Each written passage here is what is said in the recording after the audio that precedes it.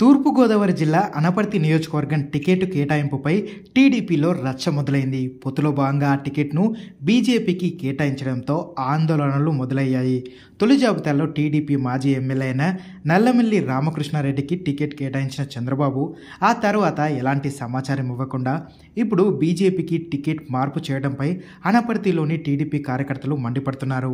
అనపర్తి మండలం రామవరంలోని నల్లమిల్లి రామకృష్ణారెడ్డి ఇంటి వద్ద నిరసనలు వ్యక్తం చేస్తున్నారు. అయితే అధిష్టానంతో మాట్లాడిన తర్వాతే తన భవిష్యత్ కార్యాచరణ ప్రకటిస్తారని రామకృష్ణారెడ్డి చెబుతున్నారు.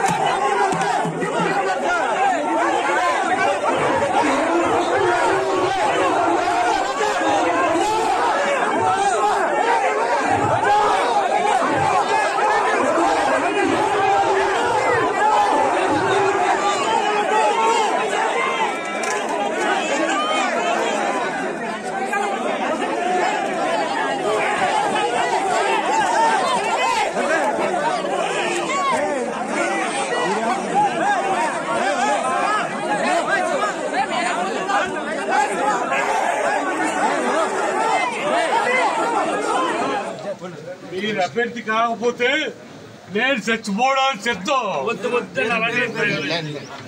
మిమ్మల్ని అభ్యర్థిగా ప్రకటించకపోతే నేను చావటానికి సిద్ధం.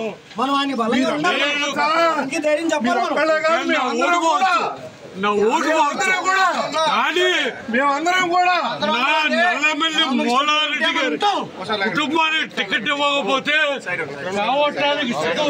అందరం కూడా రావడానికి సిద్ధమే.